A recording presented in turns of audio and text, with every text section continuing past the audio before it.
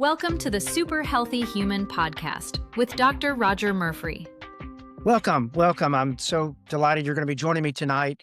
I'm going to be sharing information that will help you in your quest to feel good again. I'm Dr. Rodger Murphree, yourfibrodoctor.com, superhealthyhuman.com, and the Super Healthy Human podcast. Tonight, we're going to be focusing on mold toxicity, the role that mold plays in so many chronic illnesses. And several years ago, I had a practitioner, Dr. Neil, who came on, and he was sharing with me about how he agreed with me that patients were getting more and more difficult to treat. Whereas years before, I could put people on certain protocols, whether that was fibromyalgia, chronic fatigue syndrome, type 2 diabetes, mood disorders, some of the things that I treat, and would get really quick results. It seemed to be almost too easy. Now, this was years ago. But Dr. Neil Nathan, who's written several books on chronic illnesses, I had him on one of my summits, and I was asking him, I said, Neil, do you feel like, we were talking about, this is fibromyalgia, we were talking about the fibromyalgia summit that I was hosting. I said, do you feel like fibromyalgia has gotten more complicated in the last 5 or 6 years? And he said, absolutely. And he said, one of the reasons is we're seeing a epidemic of people who are suffering with toxic mold issues and environmentally induced illnesses. And I couldn't agree more, because 10 years ago, mold was not even on my radar. It was not something that I really tested for. It wasn't something that I really thought that much about. My patients were doing well in my protocols. They would get better with the recommendations that I would make, the changes in their diet, the nutraceuticals that I would get them on, helping them work off and get rid of some of their prescription medications that were actually creating some of their symptoms. But over the last 5 or 6 years, what I've seen is I've had to dig deeper, do even more detective work with many of my patients to really figure out what is the missing link that's keeping them from making the next big step to reversing whatever their chronic illness is. And one of the things that I stumbled onto was a patient, I guess 5 years ago, who it was obvious that mold was the issue. Now, I didn't know at that time how bad it was, but once we started working together and I started doing some testing, I figured out she was saturated with mold toxins. And it was causing the majority of her symptoms. The things that I was used to recommending to help her to get a good night's sleep, to have more energy, to reduce her pain, to help with neuropathy, to help with her mood disorders, brain fogs, the things that I had always gone to in the past were not working for her.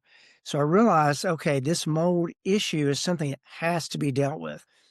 And sure enough, the universe is typical with the universe. It starts to send you patients once you uncover something that most people, or a lot of people, don't know or won't acknowledge that is an issue.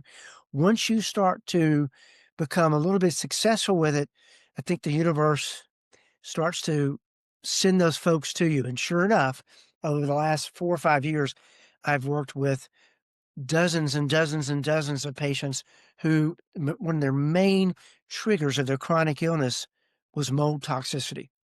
So you're going to see tonight, I'm going to share with you a PowerPoint presentation. I'm going to share with you something here on this podcast about the steps you can take to start to reverse the symptoms that are being triggered by mold toxicity.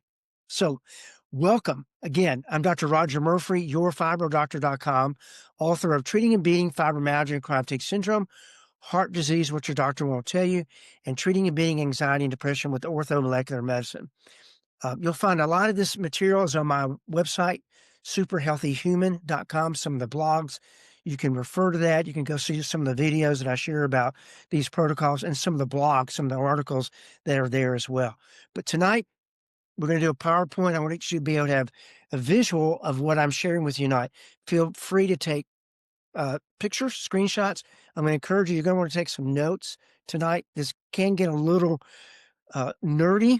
It can, I love the biochemistry. That's why I got interested in functional medicine some 25 years ago and started specializing with patients all over the world, treating them, or chronically ill patients, treating them with functional medicine, which is, a form of medicine that's really looking at what's the underlying causes of a person's symptoms. Conventional medicine is more black and white. You've got these symptoms, we give you a diagnosis, we put you on a cookbook recipe of drugs or surgery, and there's nothing wrong with that. There's certainly a time and a place for that. But so many people fall through the cracks. Traditional conventional medicine is really good at acute illnesses. If you got a raging strep throat or you got a blown bulging disc, great. Get me to the emergency room. Let me refer you to the emergency room. But for chronic conditions, whether it's high blood pressure that's being managed with uh, blood pressure medication, which oftentimes creates more problems over a lifetime of using it, or it is type 2 diabetes where you're just covering up the symptom, the cause, which is not always, but probably 90% of type 2 diabetes is caused by carrying around too much weight and diet. So, functional medicine, rather than putting you on a pill, what we want to do is uncover what is the cause and start to correct that. So, you're going to see tonight many of your symptoms that you've been battling and not knowing why you can't get better may be coming from mold. And what's interesting, what I see with my patients is now I screen everybody for mold toxins. But what's interesting is a lot of times patients will tell me that they have not, they're in a new house. They're in a new office building. They've not been in a moldy situation in a decade or two. But when I do my history in my new patient consultation, I'll go back and I ask them, in the years past, did you ever have any issues with leaking, leak mold in your house? Did you ever see it? Did you ever smell it? Any issues with water damage in your house? And really try to uncover some clues to see that, oh yeah, back, 10 years ago, we had to move out for a while. We had to do a remediation where they go in and clean all the mold up, and then we move back in. But we hadn't been in that house in a decade. Well, it doesn't matter. You can clean your house up, but if you don't clean yourself up, you can carry that mold around. And certain people are more susceptible to mold toxicity issues than others, just genetically, the way God has made them. They may be more prone to mold giving them chronic unwanted symptoms. So we're going to see some of that tonight. Okay. So, real catchy title, Could Mold Be Your Problem? I've found out, as I just shared with you over especially the last 5 or 6 years, that oftentimes it's a big part of the problem. It may not be the only trigger, maybe not the only catalyst for this individual's problems, but oftentimes it's something that's never addressed, and it causes this individual to have chronic symptoms that they can never get over. Well, we don't want that to happen with you, that's for sure. So, toxic mold is if you've been experiencing any persistent symptoms like fatigue, brain fog, wheezing, itchy skin, or nose, congestion, postnasal drip, stuffy nose, this could be mold. What is mold? Let me go ahead and get this out of here. So people think about mold is something you may see on the shower, like mildew. We'll see the difference here in a minute. But mold is not a plant or an animal, but a fungi. And we eat fungi. If you're into mushrooms, I'm not. I'm not a fungi person. But fungi or mushrooms are something that we oftentimes are in our foods that we eat. And then there's hundreds of different mushrooms, kinds of mushrooms. There's different kinds of mold found both indoors and outdoors. Mold grows in damp, dimly lit areas. Mold can grow and thrive in any season, indoors, outdoors, in damp, warm, humid environments. Showers, attics, basements, damp crawl spaces are usually the places that you're going to find mold. It flourishes in warm and moist environments, but mold spores can actually survive in harsh, dry environments, and they float in the air and they can be taken in when you breathe, and that's when they start to cause problems. Now, a lot of us have experienced mildew, and we're not sure, is it mildew like you'd see in your shower, or is like this slide here, we see that there are some, sometimes you see a change in your baseboard or your wall that is nothing more than mildew. And mold and mildew are two fungi, but they're very different. Mildew is less of a trouble and it can be easily removed. You can wipe it off with Clorox wipes. You can, without running a risk of becoming toxic yourself. And usually, again, you find it in your showers, you find it in a bathroom tile, but it cleans easily and it's really not the villain that mold is. Mold is harder to detect, certainly harder to get rid of, and it can create all sorts of unwanted health problems. Typically, mildew is not going to have a smell. Mold will definitely have a smell. Now, what's the difference between mold toxins and mold allergies? So some people just have mold allergies, and they can give you the sniffles, they can give you, upper respiratory issues, but mold allergies are not the same as a mold toxin. And we look at, as I mentioned earlier, 1 in 4 people are genetically predisposed to having an issue with mold toxicity that can create a lifelong problem for their health. But toxic mold is given to those types of mold which either produce or contain chemical poisons capable of seriously affecting your health. One of the ways that this happens is that these toxins interfere with the ability of the power plants, the messengers in your cells, these little organelles called mitochondria. And mitochondria are needed, optimal functioning of the mitochondria is needed to give you energy, both mentally and physically, to give you energy to drive certain biochemical reactions and systemic uh, um, processes in the body. But when the mitochondria become exposed to mycotoxin, it can shut them down.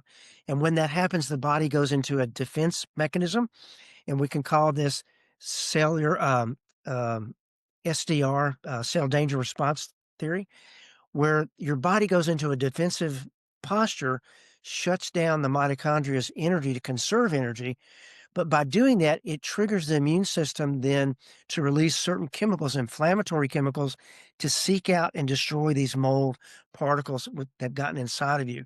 And that can create chronic inflammation that can be experienced a number of different ways as symptoms. The mitochondria, when they're not functioning like they should, they create these free radicals and create what's called oxidative damage, which again creates this ongoing inflammation. Here are some of the toxic symptoms, toxicity symptoms: fatigue and weakness. This is a big one. This is a big one. And patients will share with me that they just feel exhausted all the time, and they take. Maybe they've worked with other practitioners, a conventional practitioner. Maybe they put them on Wellbutrin or other stimulating medication and Adderall and some of the things. And the problem is not that they have a a stimulant medication deficiency, is that they're being exposed to mold all day long and has sabotaged their mitochondria. Headaches, sensitivity to light sensitivity, poor memory, uh, problems with mental clarity issues, difficult concentration, joint pain, stiffness, tingling in your hands and feet, tingling or funny feelings on your skin, what we call, or uh, nerve-like tingling, what you call causalgia, appetite swings, body temperature issues, increased urinary frequency, red eyes, blurred vision, mood swings, anxiety and depression. I don't think that's on here, but that can be created because these mold toxins can block the conversion of certain enzymes that are supposed to make norepinephrine, dopamine, serotonin, our brain chemicals, our neurotransmitters. I see this all the time. When I do testing, organic acid testing, it is very common if that individual has yeast problems or mold problems, we'll see that they have problems with generating the brain chemicals they need to be able to think clearly, to reduce pain, and to help with moods. But you can see some of the symptoms. There's a lot of symptoms, right? But these mycotoxins are housed within the mold's fungal spores, and they may remain present in the fungal material even after the mold itself is dead or killed. They're often airborne, and so one of the common complaints is breathing issues. But it doesn't stop there. As you saw just a moment ago, just as I shared with that slide, there's all kind of symptoms that can be created from mold toxicity. It doesn't have to be just a respiratory issue, although that certainly is one of the more common ones. 92% of people worldwide live with excess air pollution, contributing to problems like strokes, heart disease, and lung cancer. So one of the things that happens is we're inside our houses and our buildings, and they're airtight, and we're breathing in toxins if they're there. We're breathing in all sorts of pollutants on a daily basis, whether that's cleaners that we're using in our house, chemicals that are released in our house, and the air that's we breathe outside, or any kind of toxins that are in our house like mold. And so when you have these airtight buildings, it can create all sorts of problems. And then it doesn't take much to come along. It's the straw that breaks the camel's back. Maybe you get run down, maybe you get under a lot of stress, maybe not taking care of yourself, and then the mold that wasn't bothering you in your house now starts to raise its ugly head and give you issues. Now, you don't have to just breathe it in, it's also in the foods that we eat. Now, most of the time, our bodies can deal with that, but again, if you're vulnerable, if you're one of the 25% of people that are just genetically vulnerable, or you're an individual who has really gotten run down, gotten under a lot of stress, your body's really struggling, then this could be, again, the straw that breaks the camel's back. But 25% of the world's crops, including grains, nuts, wine, spices, coffee, are contaminated with mycotoxins. Some molds commonly found indoors include Aspergillus, Chiatomoum, and I'm not going to pronounce all these, Penicillium, Staphylococcus, sometimes referred to as black mold. That's the one you really want to steer clear of. But mycotoxins are toxic secondary metabolites produced by these molds, and they can come in the water we drink, in the foods that we eat, and the air that we breathe. So here's some other ones here. These are the ones that are probably more commonly seen, and certainly in the testing that I do, this is the ones that I see repeatedly showing up. One that's missing here is citrons, but ochratoxin, these are common, and I see these again. Not everybody that I work with has mold toxicity issues, and I need to preface this with the population that I treat are patients that have kind of been everywhere, tried everything, can't get well. They have a chronic illness and they're falling through the cracks. So those people are oftentimes have things like mold toxicity, heavy metal, yeast overgrowth, leaky gut that's never been found and never been treated. But mycotoxins are much more common than conventional medical world would want you to believe. So again, you might want to take some pictures of these, but you can see that um, uh, they're different mycotoxins. We're not going to go into each one in detail, but I just want to share some of these with you. And aflatoxins are produced by Aspergillus and are found in a variety of foods. Ochratoxin is found in foods, mostly grains. Penicillin often grows in indoor environments, wallpaper, carpet, furniture, fiberglass. Also grows on citrus fruits and grains. Those are two that I see a lot. Also, you see grains, nuts, dried fruits, coffee, and cocoa.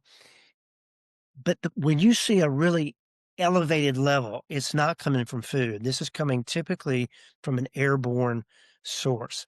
And and these molds, you'll be able to smell these. I mean, they're very odorous. You will definitely be able to smell these. So there's different stages. We see stage one oftentimes as, just these achies, maybe excess salivation, dizziness, weakness, fatigue. Again, I said these are really common. Tachycardia, rapid heartbeat, fever and sweating, respiratory problems, congestion, postnasal drip. As it goes on and progresses, and then we might see musculoskeletal complaints, problems with stomach pain, muscle weakness, spasm, cramps, joint pain, enlargement of the joints in the hand, clubbing of the fingers because you're not getting enough circulation to your extremities, loss of short-term memory, loss of problem-solving abilities, or mental clarity issues, and it's a very long list, right? Stage 3 is the organs are shutting down, and we see that more so with black mold, and people have been in a mold toxic environment for years and years and have never been treated properly. Not to scare anybody, but here's some, people think of mold toxicity issues mostly are mostly breathing issues, and that's true, but not as you've already seen, I've already shared with you, you can have all kinds of different symptoms, right? In fact, this is probably a symptom, the shortness of breath and problems with breathing is oftentimes never in the history in the intake form of my new patient. This is not something they usually share. What they normally share is they have fatigue. They normally share they have fatigue and they have diffuse achy, sometimes disabling pain, burning pain that really plagues them, mental clarity issues, low moods. These are the things they normally share. Now, as I start to interview them and start to dig deeper about what's going on, we may uncover the fact that they have had some pulmonary issues, some breathing issues as well. But this is usually not the first thing I see with my patients. It's usually not a breathing issue. Musculoskeletal symptoms, name it. It can be caused by mold. You can see all these different ones here. Fleeting pain, burning pain, stabbing pain, muscle cramps, Charlie horses, spasms, you name it, mold can trigger that. And a big reason for that, again, is because this mold is generating these inflammatory chemicals because of free radicals that are being released uh, as they are trying to get rid of the mold that has now gotten inside the body. Cold hands, cold feet, tingling in the hands and feet, burning in the hands and feet. These are all signs, can be all signs of mold toxicity. ENT problems, so blurry vision, hazy vision, sensitive to light, teary eyes, dry eyes, night blindness, ringing in the ears, hearing loss, dizziness, sensitivity to odors, vocal cord polyps. This is one, nasal polyps, laryngitis, losing your voice. These are all can be triggered by mold toxins. Then we look at nervous system issues. So we look at insomnia, headaches, dizziness, mental confusion, poor concentration, poor short-term memory, poor body temperature regulation, numbness, tingling in the hands and feet, tremors, shakes, Parkinson-like symptoms, mood swings. Really, as you see, it can cause just about any symptom that you may be plagued with. And this is why oftentimes it's missed because doctors don't realize that it can create joint pain. They think it can cause breathing problems, but they don't know it can cause joint pain or dizziness or hearing loss or vocal cord issues where you lose your voice. They don't realize it can cause GI symptoms, uh, reflux, GERD, irritable bowel syndrome. These are all things that can show up with mold toxicity. Leaky gut is another one. So leaky gut is where typically food stays inside your intestinal tract. The nutrients are absorbed into the rest of the body and utilized. But the food stuff, which eventually is turned into waste, is then voided out. When you have leaky gut, what's happening is when you eat that food that should stay in the intestinal tract and that waste material that should stay in the intestinal tract actually leaks across and gets into the rest of the body. And that sets up an inflammatory autoimmune reaction where the body starts to attack itself because it doesn't realize, what is this food stuff? How has it gotten out of my intestinal tract and into the rest of the body? Leaky gut is a very common issue in chronic illnesses. Skin symptoms, so you have problems with eczema, psoriasis, but just bumpy skin, burning sensation, causalgia, where you get this nummy kind of itchy kind of pain. These can all be triggered by mold toxicity.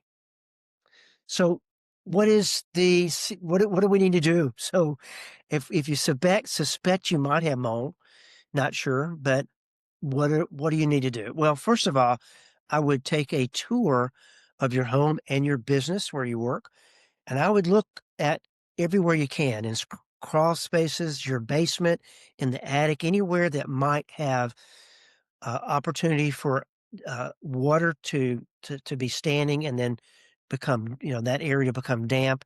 But in particular, in humid areas, places. So you can see here in the search not only for black or green patches, but also do a sniff test. The musty smell will help you detect the source of mold growth. But you need to tour your entire house. If you've had water damage in the past behind a baseboard, it's worthwhile to take that baseboard off or take that sheetrock, cut a patch, and look back there to see, is there anything that would suggest mold? And again, it could be a smell more so than what you see visually. But look for causes of mold growth, such as broken pipes, a leak, again, past flooding, lack of ventilation, old food, old food or wood furniture, old food. Huh, how about that? I didn't even know we had that in the slide. Uh, Knowing the cause of possible mold growth will help detect where it's coming from. Step 3, don't ignore the symptoms. If you start having these odd symptoms, especially if you move into a new home, for you, could be probably an older home, right? Although I've had patients who've moved into a brand new home, and sure enough, it was not plumbed out right.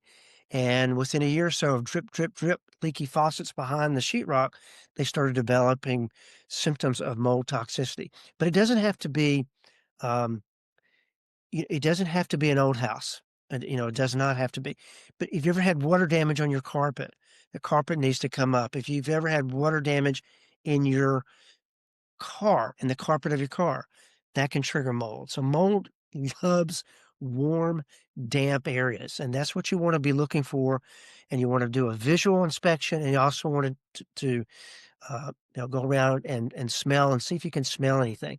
When you come home, you've been away for a while, and you come back in and you smell that musty smell. That's a sign you might have mold problems, mold toxicity issues. So when should you test with it? Well, if you've got a chronic illness, whether it's fibromyalgia, chronic fatigue syndrome, or long hauler, whatever it is, or just an illness that's you're a medical misfit, no one can figure out what's wrong with you, it would be worth your while to test yourself for mold. Again, it may not be in your house or business now. It could be something you're exposed to years and years ago, even in childhood. So when mold is successfully detected, when you see it, not mildew, but mold, and if you found it, you may not waste time on testing, but move to removal stage. And I'll show you that here in just a minute and what you got to be careful for. But when mold is invisible, when you can't find it, but you can smell it, you know it's there. You kind of just intuitively think, based on something you read or what I've shared with you today, that you've got may have a mold issue. That's when you want to, instead of just putting up with it, go ahead and get tested and see if you have an issue. When to hire professional for mold remediation. I would not do that until you've done an inspection yourself. And then I would do a home test for your home. And I'll show you how to do that here in just a second. And then I would test yourself. Because if your home doesn't test, if it tests negative, but you test positive, you still got a problem, right? If your home tests positive and you test negative, you still have a problem, but that's something you can deal with. But if you both test positive, then you're in trouble. But I always want my patients, before they spend a lot of money hiring professionals, they should do a self-test, test their home themselves, and they should do a test, a urine test called a mycotoxin test. I'll show you how you can order that through a company that can do that for you. And if you find that those are positive, then you can do the next test I'm going to share with you and see how well you progress. But there's definitely a time and a place to hire professionals. They'll come in and clean everything out. Unfortunately, a lot of times just treating it yourself is not going to be enough.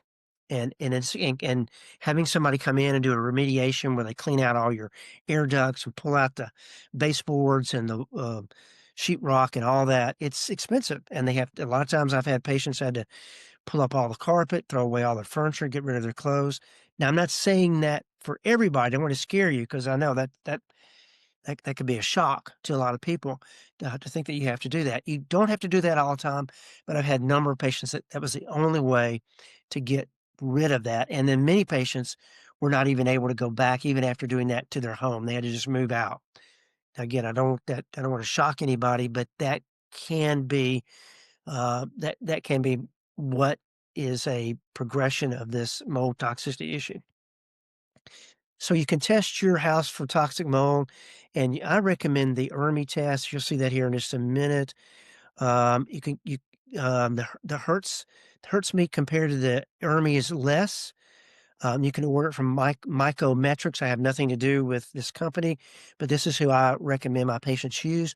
And you can order these kits. You can put them in your house, and they'll be able to help you find if you do have toxic mold in the air. The ERMI test for 36 species of mold, and is considered more reliable tool for mold measurement than air testing. The dust sample will be analyzed using a mold-specific quantitative polymerase chain reaction, and this method guarantees precise results. So the air testing, this is another way, and you'll see this advertised, and it's inexpensive, but it's not as um, specific, and it's not as uh, well. It's not a test that does as well as the ERMI test. So I really recommend the ERMI test. And again, you might want to write this down, mycometrics.com. So you can take a picture of that or write it down. And you want to get the ERMI test, ERMI. If you find that you do have mold, if you're not developing a lot of symptoms, if you don't really have a smell, then the ERMI test is something you might not want to fool with right away. But if, again, the patients that I've worked with over the last 3 decades are very ill, and it's my responsibility to find out what is the underlying causes. And oftentimes it's not a cause, it's causes plural. And so for those individuals, if they've had a lot of symptoms that are not, and they're not getting better with some of the protocols I'm using, then we really have to test. But the ERMI test is the way to go. And another way to detect mold is surface testing. So these are, again, like the air testing, and they're not as good as the ERMI testing. There's several steps in eliminating mold, both from your house and from yourself. And we're going to go through those here in just a second. In fact, you might want to take a picture of this, or take a screenshot, or you can just write this down. But there's a proper series of things that you need to do. And I'll show you if I can. I'll show you an article that I wrote, and you can actually find out. You can read that yourself and go into more detail. Go into the detail to more detail than I can tonight. But these are some things that are recommended. The yeast formula or some type of antifungal formula. My patients use the yeast formula, which you have in the store. Colloidal silver as a nasal spray. I'll talk about that in a minute. And then Biocidin, which is an antifungal. And then there's a few other things we'll talk about. But let's see if I've got these set up right. Yes. So this is really important. This is important that you get this. So what we want to do, if you do test positive for mold toxicity, there are a series of steps, and you need to do these the right way. If you don't, you run the risk you really become even sicker. So the first thing you want to do, if you test positive through a urine test, I'll show you how to order that. Again, I don't have anything to do with that company, but this is what I recommend my patients. If you test positive to having mold inside you, then the first thing you want to take is over-the-counter glutathione, because this protects your body. It protects you from the toxins that are being generated from this mold. Glutathione is the most potent antioxidant. It's in every cell of the body. It neutralizes the free radicals that are being generated by the mold toxins. It also helps to protect you from, as we start to kill this mold with antifungals, it protects you from liver damage and other damage that can be caused by these mold toxins. Every biochemical reaction in our cells requires us to have this reduced state of glutathione. Otherwise, the cells die. But if you're exposed to all kind of toxins, or if you're really run down with a chronic illness and you just have not been able to take care of yourself, or you had some bad habits over the years, but you can severely reduce the production of glutathione. You can get it in your diet. That's where it can generate it in your diet, but you can get in such a chronic, poor, ill health state, you can't generate enough. Glutathione may decrease due to poor diet, chronic stress, or chronic exposure to toxins. So glutathione is the most common process of glutathione and detoxification is the most common process of eliminating foreign compounds from the body. NAC, N-acetylcysteine. So glutathione, let me go back to glutathione. You can buy this over the counter. We have it in the store. I recommend Coatage You might want to write this down. CODEAGE. Codage is the brand that I use because it's affordable and it does a good job for my patients. I've had great success with it. I have it in my Essential Thera store. You can read more about it. That's what I recommend, but you can buy it anywhere online. You can find Codage glutathione. Now, this form of glutathione is a reduced form, which means it is in a form that you absorb it more effectively. Glutathione can be hard to absorb, and so you want to get this form, the reduced form, when you take it, lipo form. NAC boosts your natural glutathione, and NAC is much more absorbable.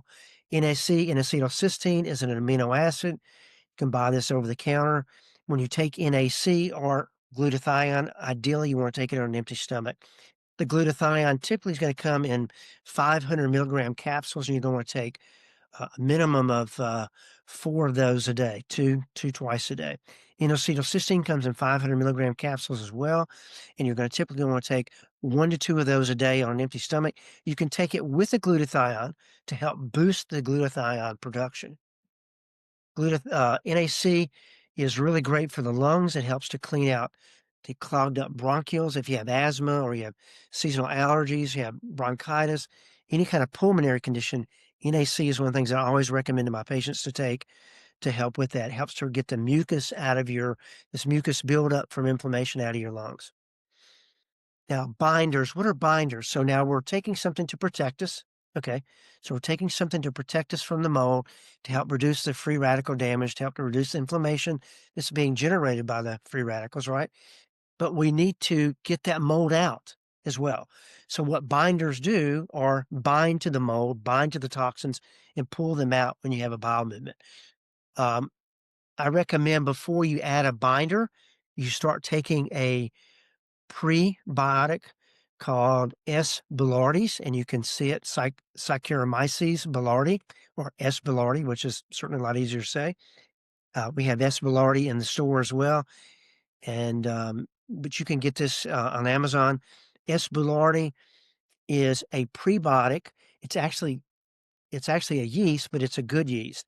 And S. boulardii starts to kill the bad bacteria, and it starts to help to increase the good bacteria in the gut, the good bacteria. But it does start to kill the yeast. Along with the S. boulardii, then we're going to add a binder. So as you're killing the yeast with the S. boulardii, then you're going to add something to bind to these toxins as they're dying off. I like Botanical Research or MycoPul. But Botanical Research makes a product called GI Detox, and it has a synergistic blend of binders, charcoal, bentonite, chlorella, zeolite, and these bind to these toxins and pull them out. It's important that when you take a binder, whether it's from Botanical Research, GI Detox, or MycoPul, let's see. I don't have it in here. The other one I like is called MycoPul. I think we have both in the store, Essential Therapeutics. EssentialTheraStore.com. I think we have both of them in there. I like either one. And you can find either one on the internet. You don't have to get them through my store.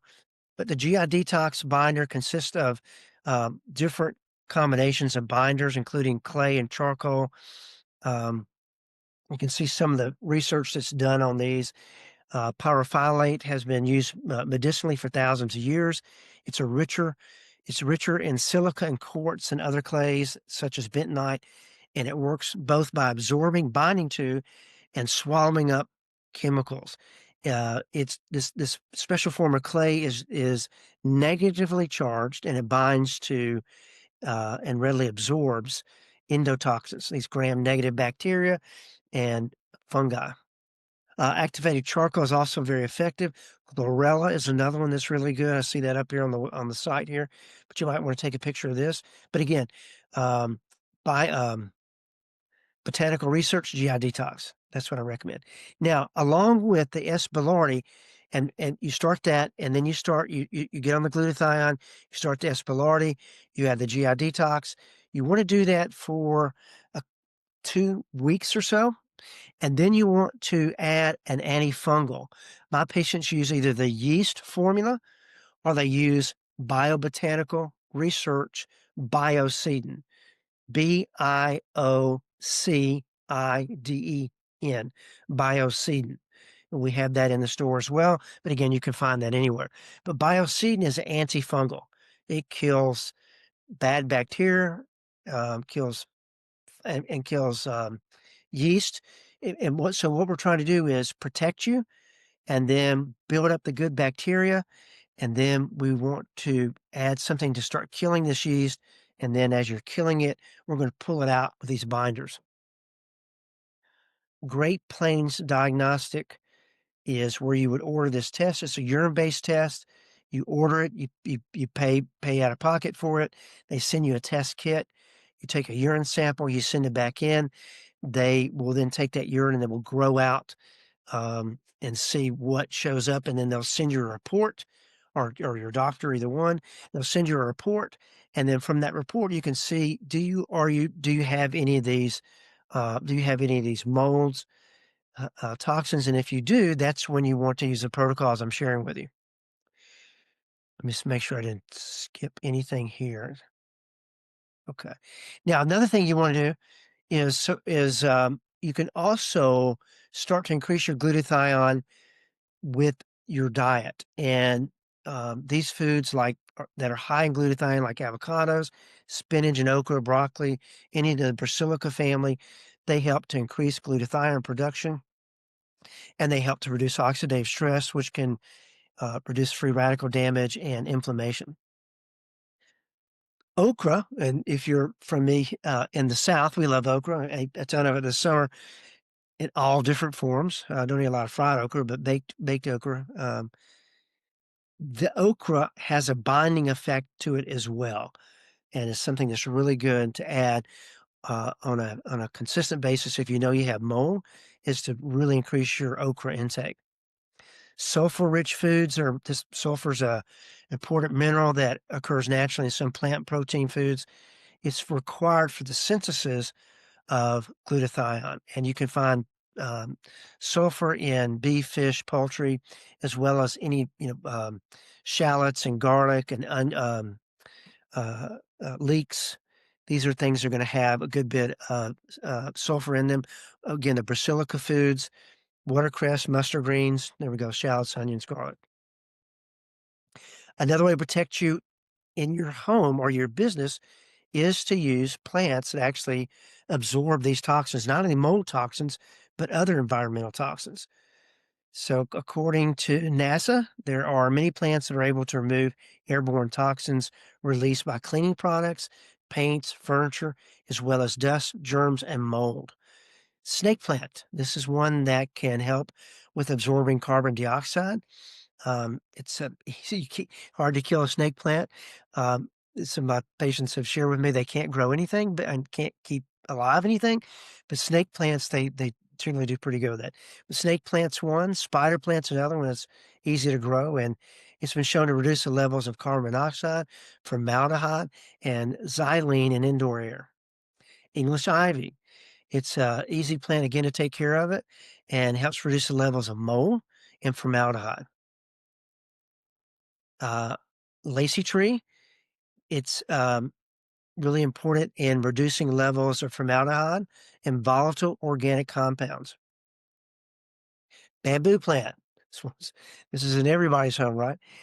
It's been shown to significantly reduce levels of trichloroethylene, benzene, and formaldehyde.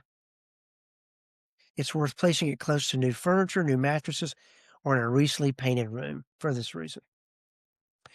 Now, if you have asthma, you want to really be careful that you don't get out the Clorox and the Clorox wipes and the spray. You don't want to be cleaning your vents, or you don't be cleaning the baseboards if you have a pulmonary issue, including bronchitis or asthma or COPD. This is something you need to have someone else do for you. Again, before you hire somebody, you want to test your home and test yourself.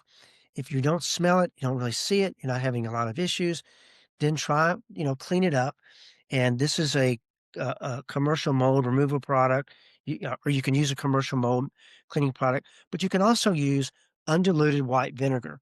A mixture of 1 cup of bleach per a gallon of water also works. So you can also add a little bit of dish soap, and even a mix of clear ammonia and water will remove these mold spurs. If the affected area is not large and the mold is growing mostly on the easy to clean surfaces such as tile, you can just hand wash it, no problem. If you find out you do have mold, or you have a lot of toxins in your body, and whether that's heavy metals or whatever it is, or one of the best ways to remove that is infrared saunas.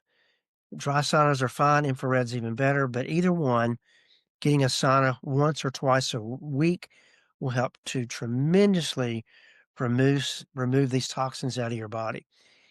You can buy them. I'm fortunate enough to a house we recently bought has a sauna and a Finland sauna, and I use it a couple times a week. But you don't have to have an expensive built-in wood sauna. There's other opportunities where you can, like a sleeping bag. You can they're reasonably priced. You just have to look around, but there are all kind of options for sauna therapy that doesn't have to be you building a sauna. If you're a member of a sports club, athletic club, then see if you can use the sauna there a couple times a week. We're no longer doing any kind of affiliate with the Austin Air Systems because you can buy it directly from them cheaper than you can get it from us. So we found that out, and one time we were able to save you 10%. But now if you just order through them, you're going to get the best price through them. I like Austin Air Purifier. They're one of the more expensive ones out there, but this is what is used in hospitals. This is what I have at my home. It's what I recommend to my patients, but I also recommend ones that are less expensive, like Air Doctor, and they're widely available and certainly less expensive than the Austin Air machines. But if you do have mold or suspect you have mold in your home or business, you definitely want to have an air purifier. I recommend my patients use their air purifier. Depending on the size, the Austin Air can be effective in a 4,000 square foot house. That's how effective they are. Again, they're used in hospitals. Air Doctor doesn't have quite that range, but at the very least, you want to move it around to where you're at during the day and keep it going. And then at bedtime, this is probably the most important, have it in your bedroom running at night to help you clear your air in the bedroom because you're there 8 hours, right? So it's really important. The other thing I would encourage you to do, and I left off a couple of steps, and I'm going to show you where you can find some more steps, is protect your liver. So the glutathione is going to be a big part of that, but I would also recommend you take milk thistle, or my patients take a product that has milk thistle, alpha lipoic acid, N-acetylcysteine, dandelion, and what we're doing with that product is protecting your liver. As you're detoxing, it's really hard on your liver and can create all sorts of problems, chemical sensitivity issues, fatty liver, all sorts of things can start to show up. So along with some of the things I mentioned, you might want to take, this is my formula that I recommend to my patients. You can find something similar that has milk thistle, alpha lipoic acid, and acetylcysteine, dandelion. These are some of the things that are really important in protecting your liver. So if you go to superhealthyhuman.com, or just my other website is yourfiberdoctor.com, so I'll pull that one up, and you go to blog, and you put in mole, spelled that wrong, and you put in mole, here you go. Now we have there's a report in here somewhere. I won't search around for it, but it's in here somewhere. But if you go here, you're going to see what I've shared with you tonight, and now you can get it in a written form. And it's going to share with you what the potential dangers are of mold, the different molds. Going to talk to you about SIRS, and this is a genetic related issue. Here's some of the symptoms that we talked about already, about ordering ERMI, mycometrics. You can order it in. Again, we have nothing to do with that company, but that's what I recommend to my patients. Eliminate yeast foods. Use the binders. Here's the binders here we talked about. Here it is, Botanical Research. We also use one called MycoPul. They're both really good. I like both of them. And that's it. So there they are right there. Now on here, it doesn't tell you about S. boulardii. So I definitely would take the S. boulardii. That's important. And I would start with that first before you add the antifungal, the Biocidin. Is Biocidin on here? No. So you might want to write that down. The Biocidin you start taking after you take the binders. And the binders, here it is right here, Biocidin. You see this here, down here? So Biocidin. Okay, and that's what kills the yeast. Now, I mentioned the colloidal silver. You want to use this after you've been on the Biocidin or the yeast formula and the binder, the glutathione, the S. boulardii. After you've been on that for about a month, then you want to get colloidal silver in a nasal spray. So let's stop this. So you can go to Amazon. There's different ones out there, but colloidal silver, you get it as a nasal spray. Why you want to use that is you can get these mold toxins up in here that need to be broken up and so they can be released from the body. You get these stagnation. I don't know why my brain's so tired today, but you get these buildup of these toxins in here, and antifungals that you're taking orally do not get rid of these. So you want to use a spray, a nasal spray to get all that mold out of your sinuses into your rest of the body so you can void those out. In wrapping up, so it's important to realize that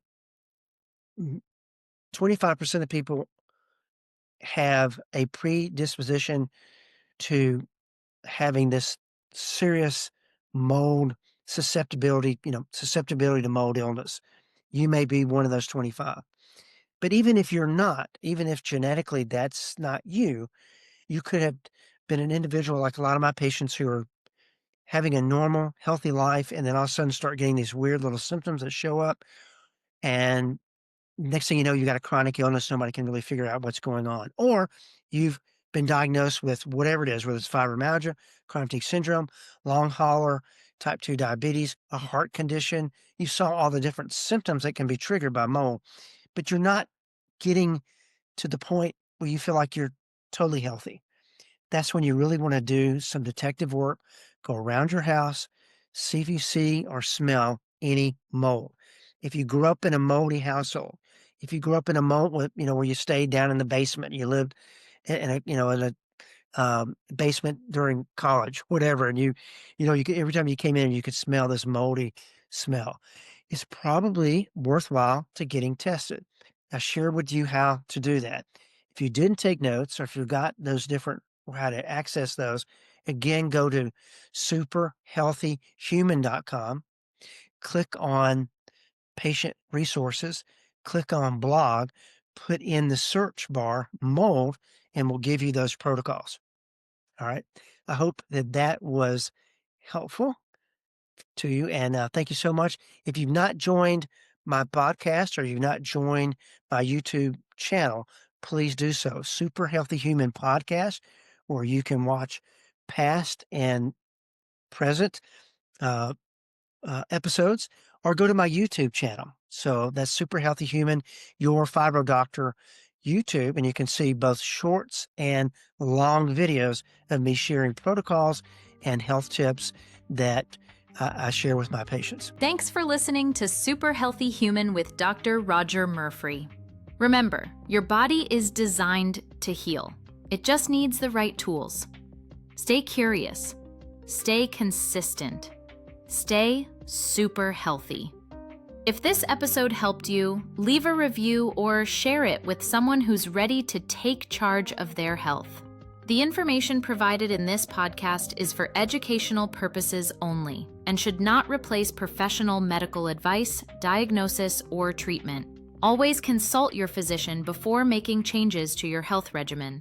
This content does not substitute medical care.